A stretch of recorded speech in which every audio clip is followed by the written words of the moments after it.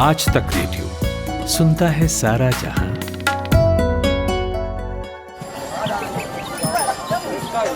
ऐसा है, खेल इस बात का है ये नहीं कि आप कितना कमाते हैं। खेल गुरु इस बात का है कि आप कितना बचाते हो। अब कैसे बचाएं? ये बैंक और बाजार की ये टेढ़ी मेढ़ी बातें गले तो उतरती नहीं हैं।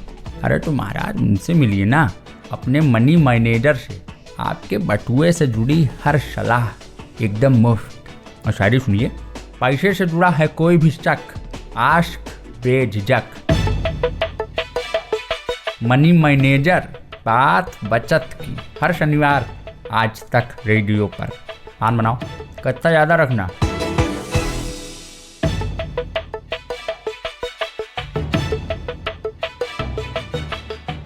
बीते बुधवार देश की सबसे बड़ी बीमा कंपनी का आईपीओ सब्सक्रिप्शन के लिए खोला गया था और पहले ही दिन उसे बम्पर ओपनिंग मिली।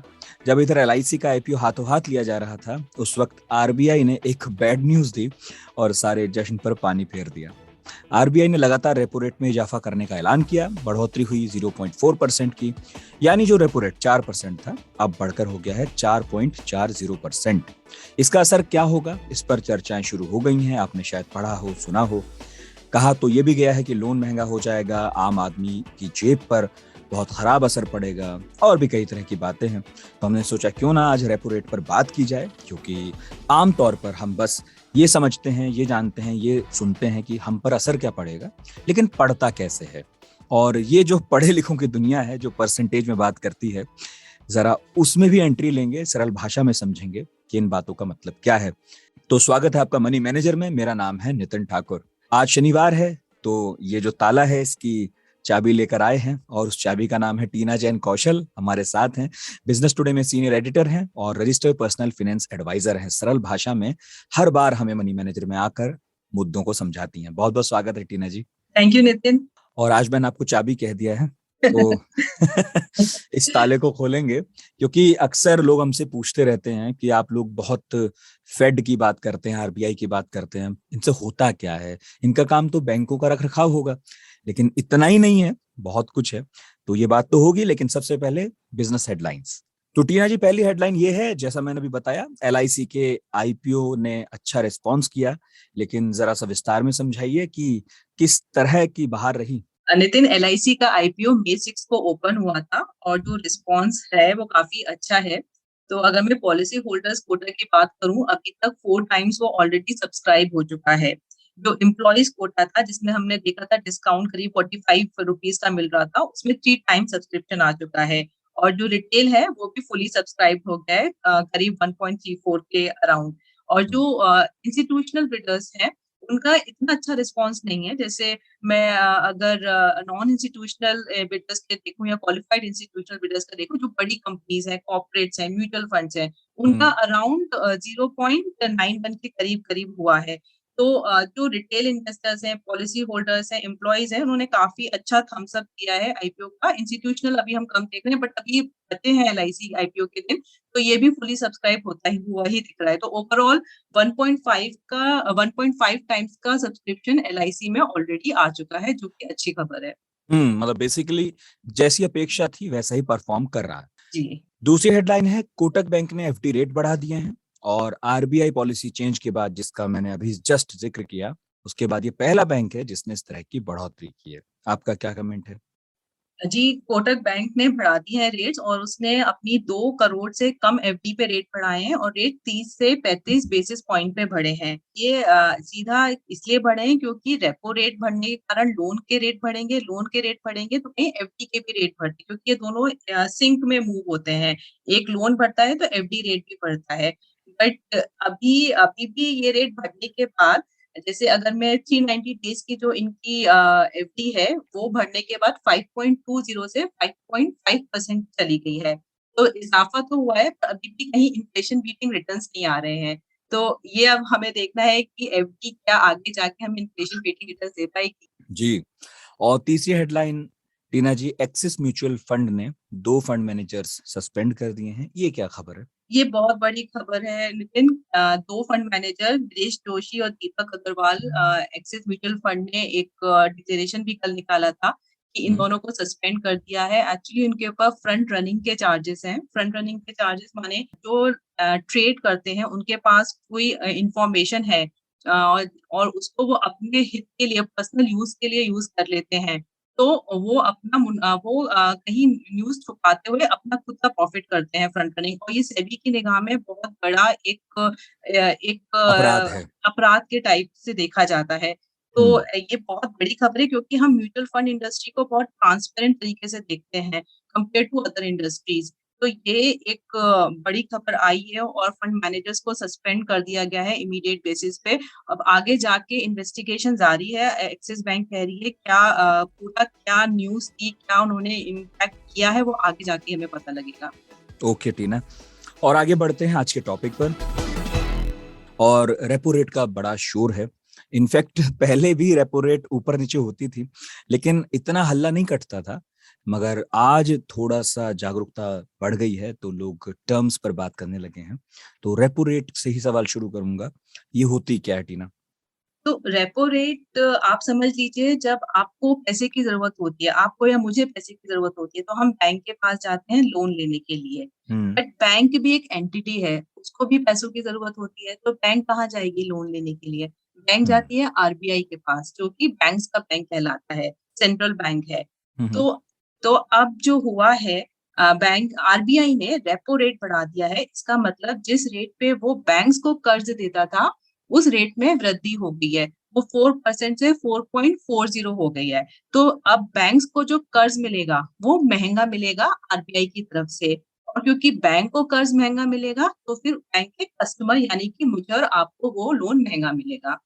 अच्छा, बेसिकली जो बैंक्स हैं, इनको कर्ज अब महंगा मिलेगा उनके बैंक से, जिसको हम आरबीआई कहते हैं, जी, रिजर्व बैंक बिल्कुल। Of India. अच्छा, तो जैसे आरबीआई का रेपो रेट कम करना, बढ़ाना, मार्केट इसे किस तरह से लेता है? जितना मेरी समझ में आता है कि अगर बैंकों को कर्ज महंगा मिलेगा, तो हमें कर्ज महंगा देंगे। इतना ही सिंपल है या फिर कुछ और भी है? जी, काफ़ी इसका डीप इम्प्लीकेशंस हो सकते हैं। इसका असर आपकी मेरी जेब पे पड़ेगा, हमारे कर्ज पे पड़ेगा, सरकार के बजट पे पड़ेगा, कंपनीज़ की प्रॉफिट एंड लॉस अकाउंट पे पड़ेगा, तो काफ़ी डीप इम्पैक्ट होगा। क्योंकि जब अगर बैंक अपने रेट बढ़ाएगा, तो मुझे मेरी जो ईएमआई है, उसके भी रेट बढ़ेंगे, तो मेरा लोन महँगा होगा। जो कंपनीज़ अपने ग्रोथ के लिए लोन लेती हैं बैंक से, वो भी उनको महँगा मिलेगा, तो कहीं इकोनॉमी सफ़र करेगी। जो सरकार हमने देखा है कि सरकार ने बोरोइंग प्रोग्राम बहुत ह्यूज अनाउंस किया था बजट में, करीब 14 लाख करोड़ का, तो वो उसपे इंटरेस्ट बढ़ेगा जो कि इकोनॉमी के लिए अच्छा नहीं है। और कहीं महँगाई बढ़ती है, ईएमआई बढ़ती है, तो मेरी और आपकी सेविंग पे भी असर होगा, क्योंकि हमारा पैसा तो ईएमआई चुकाने में ही निकल जाएगा, तो कहीं सेविंग भी कम होगी। तो हम्म। ओवरऑल इकोनॉमी पे इसका काफ़ी असर दिखा जाएगा। क्योंकि हमने नितिन ये देखा था कोविड के टाइम पे लोगों को बहुत पैसा दिया गया था, क्योंकि उस वक़्त ये डर था कि शायद डिमांड कम हो जाएगी, तो इकोनॉमी ठप ना हो जाए। तो सरकार ने काफ़ी बाज़ार में तरलता, नकदी दी थी। तो अब उस नकदी के कारण लोगों के पास पैसा आ गया, डिमांड चली गई है, और इन्फ्लेशन भी आउट ऑफ कंट्रोल चला गया है। तो उस आउट ऑफ कंट्रोल इन्फ्लेशन को अब कंट्रोल करने का शायद टाइम आ गया है, और इसीलिए ये रेपो रेट बढ़ाया गया है, और इसका असर हमें दिखेगा, हमारी आम ज़िंदगी पे दिखेगा। अच्छा, आपने कहा सरकार ने कोविड के टाइम लोगों को पैसा दिया, मतलब अलग अलग स्कीम से लोगों के हाथ में पैसा दिया, सो दैट वो मार्केट में जा सकें और चीजें खरीद सकें, जिससे ये जो एक सर्कल है इकोनॉमी का, वो चलता रहे। तो जब पैसा लोगों के हाथ में ज्यादा आता है, तो उससे महंगाई बढ़ जाती है कि घटती है? ये थोड़ा सा समझाइएगा। जब पैसा ज़्यादा आ जाता है तो महँगाई बढ़ जाती है। जैसे हम्म। एक आप मिठाई की शॉप ले लीजिए, समझ लीजिए, तो हम्म। अगर उस मिठाई की शॉप पे करीब 2 लोग आते थे दिन में, अब वहाँ हम्म। पे करीब दिन के 10 लोग आ रहे हैं। तो मिठाई वाला हम्म। कहेगा मेरी मिठाई तो बहुत बिक रही है, क्यों ना मैं इसके रेट बढ़ा दूँ, क्योंकि लोग अच्छा। डिमांड है। तो हम्म। क्योंकि लोगों के पास पैसा भी है देने के लिए, तो वो उसके रेट बढ़ा देता है। तो इसी तरीके से क्योंकि लोगों की जेब में पैसा है, तो वो खर्चने के लिए भी तैयार हैं, देने के लिए तैयार हैं। तो सीधे-सीधे ज़्यादा पैसा माने ज़्यादा महँगाई भी होती है। ओके। अच्छा, आरबीआई के बारे में तो ये कहा ही जा रहा था कि रेपो रेट अब बढ़ा, तब बढ़ा, लेकिन अक्सर ऐसी खबर आती नहीं थी। मतलब हम ये कहते थे कि लग तो रहा है पर आई नहीं। अभी बढ़ गया। कुछ लोग कह रहे हैं हड़बड़ी में हुआ है, कुछ कह रहे हैं नहीं भाई प्रेडिक्टेबल था। इस पर आपको क्या लग रहा है? जी, बिल्कुल हड़बड़ी वाला है, एकदम आपातकालीन बैठक हुई है एमपीसी की कमेटी की और एकदम से किसी को एक्सपेक्टेशन ही नहीं था और आरबीआई ने रेट बढ़ा दिया क्योंकि जब अप्रैल में लास्ट मॉनेटरी पॉलिसी मीट हुई थी तो गवर्नर ने इंडिकेशन दिया था कि हाँ, हम रेट बढ़ा सकते हैं, बट उस मीटिंग में भी उन्होंने रेट नहीं बढ़ाए थे और कुछ आंकड़ों में भी कुछ तब्दीली नहीं आई है, जो तब के आंकड़े थे और अब के आंकड़े कुछ ऐसा चेंज नहीं हुआ कि बहुत ज़्यादा हम्म। परेशान होने वाली स्थिति हो। एकदम से रेट इंक्रीज़ हो गया तो कहीं न कहीं ये काफ़ी टाइम से सेम गैस पे था, इसमें उबाल आना ही था और जिस दिन हमारे रेट बढ़े हैं, उसी दिन यूएस मार्केट के भी इंटरेस्ट रेट बढ़ने थे। तो ये भी एक वजह रही कि हमने इतनी जल्दी एकदम सडनली क्यों रेट बढ़ाए हैं, क्योंकि अगर यूएस के रेट बढ़ते और हम नहीं बढ़ाते, तो जो बाहर के निवेशक हमारे मार्केट्स में निवेश करते हैं, जिसे हम फॉरेन इंस्टीट्यूशन इन्वेस्टर्स भी कहते हैं, वो इंडिया से निकल के वापस यूएस जाते क्योंकि इंटरेस्ट डिफरेंशियल ज़्यादा हो जाता और अगर एफआईआईज़ मार्केट हमारे छोड़ के जाते, तो जो रुपी है, वो और डिप्रिशिएट होता और प्रेशर में आ जाता और रुपी अगर डिप्रिशिएट होता ना, तो लेकिन ये भी है कि हम क्रूड ऑयल ऑलरेडी इम्पोर्ट करते हैं, जो कि ऑलरेडी $100 के ऊपर जा चुका है। तो हम्म। एक तो क्रूड ऑयल के प्राइस ऊपर जा ही रहे हैं, बट रुपी डिप्रिशिएट होने के कारण उसके मुझे जो जिसे हम बोलते हैं इम्पोर्टेड इन्फ्लेशन, डबल मुझे नुकसान होता है। एक मैं क्रूड ऑयल का भी ज़्यादा प्राइस करूँ और ऊपर से मैं करेंसी भी ज़्यादा पे करूँगी क्योंकि मेरी डिप्रिशिएट हो रही है।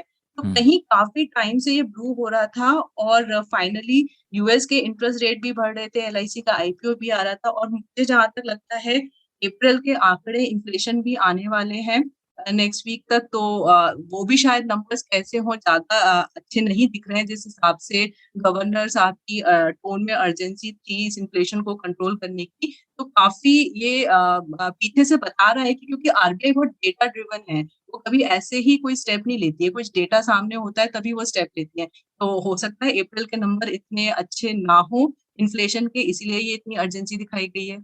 जी। अच्छा, कई लिसनर्स हमारे ये पूछ रहे थे कि बढ़ा तो दिया है रेपो रेट और इस उम्मीद में कि महंगाई कम होगी, लेकिन क्या आने वाले वक्त में महंगाई कम होगी और हमारी ईएमआई में हमें कुछ राहत मिलेगी कि अब बढ़ गए तो बढ़ गए? नहीं, नहीं, अभी तो मुझे लग रहा है ये शुरुआत है। तो इंटरेस्ट साइकिल अभी 2 साल तक तो बिल्कुल मतलब रेट बढ़े ही नहीं थे हमारे मार्केट में। अब तो ये इंटरेस्ट साइकिल बढ़ने की शुरुआत लग रही है, यहाँ से ऊपर ही जाएँगे। जो इकोनॉमिस्ट कह रहे हैं कि फाइनेंशियल ईयर 23 में आपके रेट 75 बेसिस से 1% तक बढ़ सकते हैं। क्योंकि अभी आरबीआई गवर्नर ने बोला व्हीट महँगा है, एडिबल ऑयल महँगा है, क्रूड ऑयल महँगा है, जिससे पेट्रोल महँगा है, कमोडिटीज़ महँगी हैं। सब तरफ महँगाई ही महँगाई है और ये रेट अभी कंट्रोल होते दिख नहीं रहे हैं। तो मुझे नहीं लगता ये थमने वाले हैं, ये तो शुरुआत है इंटरेस्ट रेट साइकिल के अप होने की। तो जो कहते हैं ना अपनी बेल्ट कस के बाँध लीजिए वो वाला टाइम है। मतलब सब महंगा ही रहने वाला है, सब कार, महँगा मकान सब। बाप रे! हमने तो कुछ खरीदा भी नहीं था अभी। अच्छा, इन्फ्लेशन को बड़ी वजह बताया है रेपो रेट के बढ़ने की और डब्ल्यूपीआई 14% से ऊपर है, रिटेल इन्फ्लेशन 7 के करीब है और जो आरबीआई के सेफ मार्जिन से 6% ऊपर है। तो मैं ये पूछना चाह रहा था कि हम बात तो करते हैं डब्ल्यूपीआई 14%, रिटेल इन्फ्लेशन 7 के करीब। इन्हें थोड़ा-सा ना आसान भाषा में समझाइए, एक आम आदमी कैसे समझे? है क्या 14%, 7% सेफ मार्जिन है? क्या है ये सब? ये बेसिकली हमें बताता है हर साल की महँगाई कितने परसेंट से बढ़ रही है।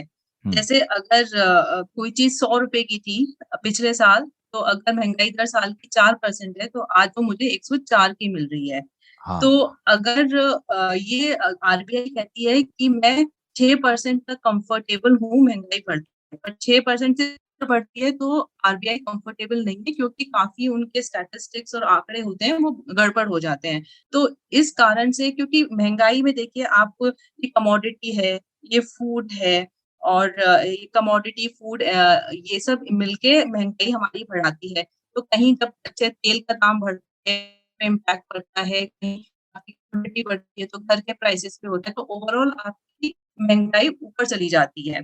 तो ये एक मोटा-मोटा एक नंबर है जिससे हमें एक इंडिकेट होता है कि महँगाई की दिशा क्या है, वो ऊपर जा रही है कि नीचे जा रही है। ये बहुत इम्पोर्टेंट नंबर होता है क्योंकि जो आरबीआई एकदम डेटा ड्रिवन एंटिटी है, वो इस नंबर के हिसाब से ही अपनी फ्यूचर पॉलिसी को डिसाइड करती है। तो ये देखने में एक नंबर है बट बहुत इंपॉर्टेंट नंबर है। इम्पोर्टेंट है। अच्छा, अब ईएमआई महंगी होगी तो बजट भी बिगड़ेगा, तो उसे मैनेज करने के लिए आप क्या सजेस्ट करेंगे? जी, सबसे बड़ी एक चिंता का विषय है कि ईएमआई बढ़ेगी। आपका होम लोन नहीं है बट मेरा होम लोन है, तो मैं भी हाँ। यही सोच रही हूँ कि मेरी ईएमआई बढ़ेगी। तो मेरे पास 2 ऑप्शन हैं, या तो मैं अपना टेन्योर बढ़वा सकती हूँ बैंक से, या फिर मैं हम्म। अपनी जो ईएमआई की अमाउंट है वो बढ़वा सकती हूँ। जो बढ़वा बाय सकते हैं। हाँ, बिल्कुल ओके। बढ़वा सकते हैं। बाय डिफ़ॉल्ट तो बैंक्स जो करते हैं वो आपका टेन्योर बढ़ा देते हैं बाय डिफ़ॉल्ट, बट उससे क्या होता है कि आपका इंटरेस्ट आउटगो होता है ना, वो भी बहुत इंक्रीज़ हो वो जाता है। बढ़ जाता है। हाँ, तो प्रेफ़र यही करिए कि अगर आपके पास पैसे की दिक्कत नहीं है, आप पे कर सकते हैं, तो अपना ईएमआई अमाउंट ही बढ़वा लीजिए। क्योंकि आपका जो इंटरेस्ट आउटगो है वो कंट्रोल में रहेगा, और ये आपको जल्दी से जल्दी लोन लोन निपटेगा भी। आपका जो जो पहले का आपका एक शेड्यूल था ना, उसी शेड्यूल पे स्टिक रहिए, क्योंकि कहीं फ्यूचर गोल्स भी इम्पैक्ट हो जाते हैं, अगर आप अपनी ये लायबिलिटीज़ इतनी ज़्यादा ले जाओगे। तो यही है कि अगर आप नहीं करेंगे तो आँकड़ों के हिसाब से थोड़े मैंने कैलकुलेशन वर्कआउट करी है, अगर आप 50 लाख का लोन लेते हैं, है हम्म। आपके पास, और हम्म। इस 40 बेसिस पॉइंट के बाद आपकी ईएमआई करीब ₹1200 की बढ़ जाएगी। तो या तो आप हर महीने ₹1200 पे ज़्यादा पे कर दीजिए, नहीं तो आपका जो लोन टेन्योर है, वो करीब 18 महीने तक इंक्रीज़ हो जाएगा। तो बेहतर यही है कि थोड़ा ज़्यादा पे कर दीजिए। अगर साल में आप हर महीने पे नहीं करना चाह रहे, तो ऐसा कर लीजिए कि होम लोन में प्री पेमेंट की भी सुविधा होती है। तो 1 या 2 ईएमआई साल में प्रीपे कर दीजिए, तो उससे भी आपका टेन्योर कंट्रोल में ही रहेगा। तो ईएमआई पे ध्यान रखिए इस वक़्त। जी। और हमारे एक लिसनर हैं मेरठ से, अंकित माथुर, उन्होंने पूछा था कि क्या अब रिटेल इन्वेस्टर को शेयर मार्केट से फिलहाल थोड़ी दूरी बरतनी चाहिए? शेयर मार्केट में तो अभी अफ़रा-तफ़री मच रखी है। उसी दिन हमने देखा है 4% 3 से 4% मार्केट डाउन था, जब आरबीआई का एकदम सडन अनाउंसमेंट आ गया हम्म। और 55,000 के आंकड़े से नीचे जा चुका है सेंसेक्स। तो वैसे तो शेयर मार्केट्स में यही मैं बोलूँगी कि हर डिप में खरीदना चाहिए। डिप में ये नहीं है कि हमें नहीं खरीदना चाहिए। अगर मार्केट डिप कर रहा है, आपको लगता है कि कुछ अच्छी कंपनीज़ आप अच्छे वैल्यूएशन पे मिल रही है, तो बेशक उसको लीजिए। ऐसा नहीं है कि हम जब मार्केट ऊपर ही जाएगा तभी हम खरीदेंगे, पर थोड़ा हम्म। वोलेटाइल रहेगा, ये ज़रूर ध्यान में रख के रखिएगा। अगर लॉन्ग टर्म इन्वेस्ट कर सकते हैं तो डिप में ज़रूर इन्वेस्ट करिए। ये ओके। सही वक़्त है। हाँ, जब नीचे गिरे तो खरीदना चाहिए, ऐसा सयाने लोग कहते हैं। और कोई ऑल्टरनेटिव इस वक्त इन्वेस्टमेंट का रिटेल रिटेल इन्वेस्टर्स के लिए? अल्टरनेटिव तो नितिन कुछ नहीं है, सब जगह रेट्स कम ही हैं। जैसे एफडी में रेट बढ़ने वाले हैं, but again inflation beating return नहीं मिलते एफडी से। तो इस वक़्त मैं ये सलाह दूँगी कि जो भी आप इन्वेस्ट करना चाह रहे हैं ना, तो शॉर्ट ड्यूरेशन पे ही करिए। जैसे एफडी कर रहे हैं, तो शॉर्ट ड्यूरेशन एफडी पे करिए, क्योंकि अभी इंटरेस्ट रेट ऊपर जाएँगे। तो थोड़े पीक पे जाके आप इन्वेस्ट करेंगे तो ज़्यादा अच्छा होगा। अगर 3, 4, 6 महीने की एफडी करेंगे, तो आप उससे निकल कर जब इंटरेस्ट रेट और पीक पे होंगे, आप वहाँ ज़्यादा कमा सकेंगे। ऐसे ही डेट फंड में अगर कर रहे हैं, तो शॉर्ट टर्म पे जाइए, फिर लॉन्ग टर्म में कहीं पैसा इन्वेस्ट मत करिए, क्योंकि इंटरेस्ट रेट यहाँ से ऊपर जाएगा, आपको आगे ज़्यादा कमाने की अपॉर्च्युनिटी मिलेगी। ओके। और आखिर में कुछ जोड़ना चाहें, क्योंकि फिर आगे बढ़ते हैं क्लोजिंग बेल की तरफ। तो जोड़ने के लिए नितिन यही बोलना चाहूँगी, इंटरेस्ट रेट अभी यहाँ से आपके ऊपर जाएँगे और ईएमआई बढ़ेगी। हो सकता है कहीं आपके सेविंग्स पे भी असर पड़े। तो ऐसा मत करिएगा कि अपनी सेविंग्स आप कट करें। सबसे पहले आप अपने नॉन डिस्क्रिशनरी आइटम देखिएगा। नॉन डिस्क्रिशनरी जिससे जैसे कि आप किसी फॉरेन ट्रिप में जा रहे थे, या फिर कोई महँगी घड़ी खरीदने की सोच रहे थे, तो इस वक़्त उनको कट कर सकते हैं। और हम्म। ना कि सेविंग्स को। सेविंग्स कट करना एक अच्छा तरीका नहीं है, क्योंकि आपके जो फ्यूचर गोल्स हैं वो कहीं इम्पैक्ट हो जाएँगे खर्चे सेविंग्स कम करने करें में। बेसिकली। खर्चे कम करें, यही हाँ। मेरी राय है। ओके। Closing bell. तो बताइए टीना, क्या होने वाला है इस हफ्ते में, क्या क्या ध्यान रखें? वैसे ही बहुत उथल पुथल है।